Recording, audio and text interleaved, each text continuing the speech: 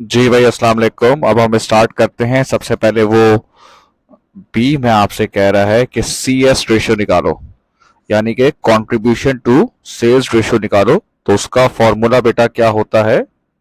Contribution को divide कर देते हैं हम सेल्स से।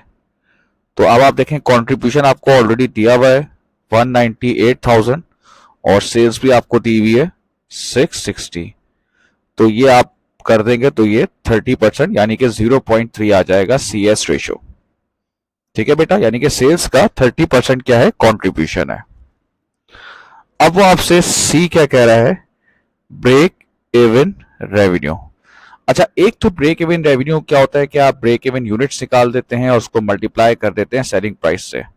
अब देखो यहाँ पे मुझे क्या सेलिंग प्राइस दी हुई है? नहीं सर, आपको तो यहाँ पे सेलिंग प्राइस ही दी हुई है। तो क्या करेंगे, हम दूसरा फॉर्मूला निकालेंगे। ब्रेक इवन रेवेन्यू का जो दूसरा फॉर्मूला है वो क्या होता है? Total fix cost upon C S ratio. तो टोटल फिक्स कॉस्ट आप बताएं कितनी है? 95,000 ऊपर देख लें, और सी एस रेशियो हमने निकाला है 0.3। तो ये आपका आ रहा है 316667। ये आपका ब्रेक इवन रेवेन्यू आ रहा है। अच्छा, उसके बाद ये कह रहा है टारगेट जो है वो प्रॉफिट का कुछ कह रहा है। ये देखते हैं बेटा जी, ये कि क्या कह रहा है भाई? Required a target profit of 140,000 to be made. Calculate the sales required in order to achieve the target profit. ये टारगेट प्रॉफिट का कंटेंट है। तो बेटा क्या फॉर्मूला था टारगेट प्रॉफिट का? Fix cost plus target profit upon C S ratio. तो मुझे एक बात बताओ, फिक्स कॉस्ट बताओ कितनी है? ऊपर देखें, फिक्स कॉस्ट है 95,000। कितना प्रॉफिट हम करना चाहते हैं? टारगेट कितना है? 1,40,000। और सी एस रेशियो कितना है? 0.30। तो ये है, ये रही 783,333। मतलब इतना रेवेन्यू आएगा तो आपके पास इतना प्रॉफिट आएगा। आप इसको वेरीफाई भी करके देख सकते हैं कि आपने सही किया या नहीं किया। तो जैसे भाई कंट्रीब्यूशन कितना आएगा? सेल्स कितनी है? 783,333। इसका कंट्रीब्यूशन कितना है? 30% है, 0.3 है। तो मैं निकाल के आपके सामने दिखा देता हूं ताकि आपको मजीद क्लियर हो जाए। 783,333, इसका 30% आ रहा है। ये 333 करेंगे तो ये आपके पास आ जाएगा 235,000 राउंड ऑफ करके ना। फिक्स कॉस्ट देखो ऊपर कितनी है, वो तो सेम रहेगी 95,000। तो जरा 235 पे माइनस करेंगे 95, तो ये आपके पास 1,40,000 टारगेट प्रॉफिट जो है वो आ रहा है। तो ये हमने वेरीफाई भी कर लिया कि हमने सही किया है या नहीं किया है। अब हम देखते हैं बेटा नेक्स्ट क्या कह रहा है ये आपसे। अच्छा, हमेशा ना सवाल बेटा पहले पढ़ लिया करें वीडियो ओपन करने से पहले। ऑप्टिमम प्रॉफिट कह रहा है और 35,000 KG of material are forecasted. इसका मतलब है देखने से ही मुझे पता चल गया कि ये लिमिटिंग फैक्टर का क्वेश्चन है, क्योंकि इतने मटेरियल आपके पास अवेलेबल है। अब वो कह रहा है ऑप्टिमम प्रॉफिट निकाला। अब आपको पता है कि भाई इसके लिए पूरी जो है आपको एक ड्रिल करनी पड़ती है। जैसे सबसे पहले मुझे निकालना पड़ेगा कंट्रीब्यूशन पर यूनिट। तो आपके पास कौन कौन से प्रोडक्ट्स हैं भाई? हमारे पास है ए, बी और सी। सेलिंग प्राइस वो कितना है? 35, 43, 28। Direct material. अब जरा एक चीज देखो, इसने मटेरियल क्या दे दिया मुझे? केजी में दे दिया, और 1 केजी की प्राइस बता दी। कोई मसला नहीं है, इसमें कोई कंफ्यूजन की बात नहीं है। 6 केजी ए यूज करता है और 1 केजी कितने का है? 1.5। तो ये आ गया 9। ऊपर देखें, 8 केजी बी यूज करता है और एक कितने का है? 1.5। ये आ गया 12। और 4 केजी सी यूज करता है और उसकी प्राइस है 1.5। ये आ गया 6। डायरेक्ट लेबर देखें ऊपर आपको दिया हुआ है 12, 14 और 10, प्राइस में दिया हुआ है। तो ये आपके पास आ गया कंट्रीब्यूशन पर यूनिट, यानी कि एक तरह का प्रॉफिट है 14, 17 और 12। इसको हम डिवाइड करते हैं केजी, जो लिमिटिंग फैक्टर होता है। यहां पर लिमिटिंग फैक्टर केजी है। इसको डिवाइड करेंगे कि ए को बनाने में कितना केजी लगता है, वो आपको देखो ऊपर दिया हुआ है, मैंने सर्कल भी किया हुआ है 6, 8 और 4। अब कंट्रीब्यूशन को डिवाइड कर देंगे लिमिटिंग फैक्टर से। 14 डिवाइडेड बाय 6 ये आ रहा है 2.3। इसका मतलब होता है हर केजी पे ये इतना प्रॉफिट कमा के दे रहा है। अब 17 डिवाइड बाय 8 ये कितना आ रहा है 2.125। इसका मतलब है हर केजी पे इतना प्रॉफिट कमा के दे रहा है। और 12 डिवाइड बाय 4 ये आ रहा है 3, यानी कि हर केजी पे 3 प्रॉफिट कमा के दे रहा है। तो अब सबसे ज्यादा प्रॉफिट जो बेटा कमा के दे रहा है, रैंकिंग कर लेंगे आप, वो ये पहली प्रायोरिटी ये है, सेकंड ये है और थर्ड ये है। ये हमारे पास आ गई प्रायोरिटी। मैक्सिमम जो प्रॉफिट है वो हम निकाल सकते हैं। अब देख ले भाई, अवेलेबल आपके पास कितने केजी हैं। अवेलेबल सर हमारे पास ये देखें 35,000 केजी है। अब कर ले भाई, क्या है, रैंक प्रोडक्ट यूनिट केजी। अच्छा, ये सवाल कर रहा हूं, अगर इसको कंटेंट समझना है तो आप लिमिटिंग फैक्टर की वीडियोस में चले जाएं प्लेलिस्ट में, तो वहां पे आपको ये सारी कंटेंट भी समझ में की वीडियोस मिल जाएंगी। पहली रैंक में देखो, पीछे देखो, रैंक पहले में कौन सा था, सी था। सी के देखो कितने यूनिट्स बन रहे हैं, 1800 यूनिट बन रहे हैं। और सी को बनाने में एक यूनिट में कितना केजी लगता है, 4। तो इसका मतलब क्या हुआ, कितना आ रहा है ये 7200। 35,000 में से 7200 तो सी ले गया। अब दूसरी रैंकिंग में कौन था, ए था। ए के देखें कितने यूनिट्स बन रहे हैं, 2400 यूनिट्स बन रहे हैं। और एक यूनिट को बनाने में कितना केजी लग रहा है, 6। तो इसका मतलब है 14,400 तो ए ले गया। तो बचे कितने, 13,400। अब देखो थर्ड है, अब बी रह गया। अब बी के पूरे यूनिट्स तो बन नहीं सकते। क्यों नहीं बन सकते सर, क्योंकि बेटा अगर ये पूरे यूनिट्स बन जाए तो ये लिमिटिंग फैक्टर का क्वेश्चन ही ना रहे। तो अभी तो हमें नहीं पता कि कितने यूनिट्स बनने हैं, ये मैंने बॉक्स लगा दिया, मिसिंग फिगर है, एक्स है ये।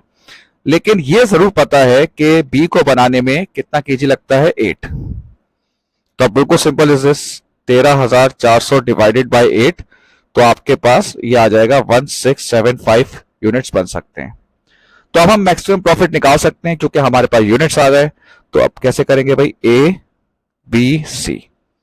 ए के यूनिट्स देखो 2400, बी के कितने 1675 और सी के कितने 1800। अब पीछे हमने कंट्रीब्यूशन पर यूनिट निकाला हुआ है, उससे मल्टीप्लाई कर देंगे प्रॉफिट के लिए। 14 17 12 33,600 28475 21600, ये आ गया टोटल कंट्रीब्यूशन 83675। इसमें से मैं फिक्स कॉस्ट माइनस करूंगा, जो कितनी दी हुई है मुझे, ये दी हुई 63,000। तो ये आपके पास प्रॉफिट आ रहा है 20675। ये बी के टोटल यूनिट्स नहीं बने हैं, है ना। देखो कितने बनाए, ये रहा 167। अब नेक्स्ट क्या कह रहा है बेटा, नेक्स्ट ये कह रहा है ये वाला, a director has found an overseas supplier of material who is prepared to make the shortfall in the material. The supplier will charge 2.60 per kg and there will be a delivery charge of 8,000. तो उसने एक overseas supplier लिया है जो आपको कितना कर रहा है 2.60, और ये आपको कितने का मिल रहा था 1.50। लेकिन शॉर्टेज है तो अब जाहिर सी बात है उसको कंसिडर करना पड़ेगा। लेकिन जाहिर सी बात है ओवरसीज से मंगा रहे तो डिलीवरी चार्ज पड़ेगा। अब देखो वो कह रहा है calculate the additional profit. Additional, ये देखो उसने ब्लर वो भी किया हुआ है, बोल्ड से लिखा हुआ है।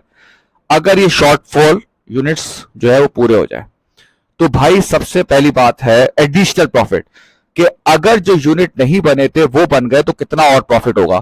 पहले तो ये देखो कौन से यूनिट्स नहीं बने थे। देखो भाई बी के यूनिट्स थे कितने सर, बी के यूनिट्स कितने थे, देखो पर देखो 3200। और हमने बनाए कितने, हमने कितने बनाए अब तक, हमने क्योंकि लिमिट 1675, तो मजीद अब हम कितने बनाएंगे 1525। ये है जो रह गया था और ये मैं बनाऊंगा तो मेरे पास एडिशनल प्रॉफिट आ जाएगा। अब प्रॉफिट निकालने के लिए जाहिर सी बात है मुझे क्या चाहिए होगा, कंट्रीब्यूशन चाहिए होगा।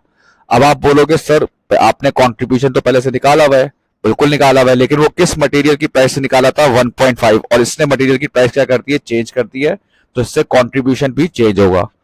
तो सेलिंग प्राइस सेम है भाई, कितनी है पर देखो बी की 43। डायरेक्ट मटेरियल चेंज आ जाएगा, कितने केजी है 8 केजी है, और 1 केजी जो आपका ओवरसीज सप्लायर है वो कितने का दे रहा है 2.60। तो ये आ रहा है 20.8। डायरेक्ट लेबर में कोई चेंज नहीं, अगर वो बोलता तो हम कर देते 14। देख ले भाई, तो रिवाइज कंट्रीब्यूशन आ रहा है 8.2।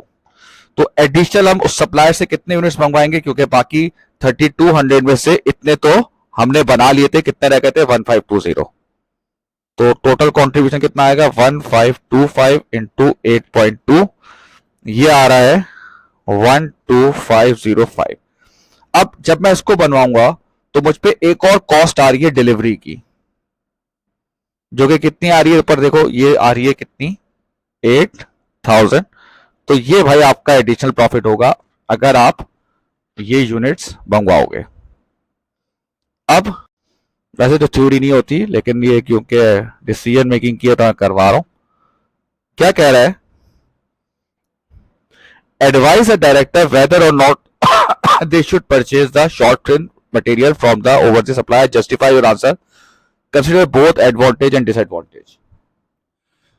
7 मार्क्स का क्वेश्चन है, 7 मार्क्स मतलब 5 मार्क्स आपके नॉलेज के होंगे, 1 मार्क आपका डिसीजन का होगा और 1 मार्क जस्टिफिकेशन का होगा, सही है ना। तो भाई अगर मैं ओवरसीज सप्लायर से मंगवाता हूं तो पहला नॉलेज का पॉइंट फायदा क्या होगा सर, एक तो ये फायदा हो रहा है मोर प्रॉफिट, ये आप पैराग्राफ फॉर्मेट में लिखेंगे, ठीक है ना, आपका प्रॉफिट ज्यादा होगा। फिर दूसरा कैसे फायदा ज्यादा होगा कि अगर आप ओवरसीज सप्लायर से लेंगे तो जाहिर सी बात है आप पूरा ऑर्डर मीट करेंगे, तो there is no loss of customer. बात समझ में आई, भाई शॉर्टेज होती है, अगर मुझे 10,000 यूनिट बनाने और मैं 8,000 बना रहा हूं तो उसका मतलब मैं 2,000 कस्टमर को बोलूंगा सॉरी यार गुड्स खत्म हो गए। तो जब मैं पूरा ऑर्डर बनाऊंगा क्योंकि मैं ओवरसीज सप्लायर से खरीद रहा हूं तो मेरा कस्टमर कटेगा नहीं, सही ना, there is no loss of customer. अब डिसएडवांटेज देख लो भाई,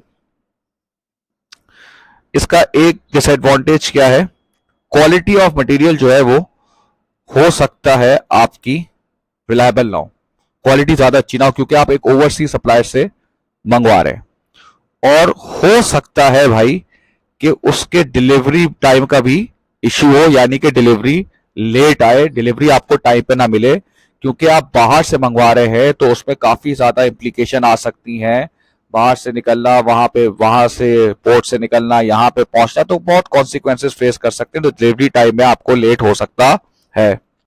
तीसरा, आपने एक बाहर वाले सप्लायर से मंगवा रहे हो तो हो सकता है रिलायबिलिटी ऑफ सप्लायर का भी इश्यू हो, आपको नहीं पता कि वो अभी आपको सप्लाई कर रहा है फिर शायद अगले महीने ना कर पाए, हो सकता है कमिट करके चला जाए क्योंकि आप फर्स्ट टाइम मंगवा रहे हो।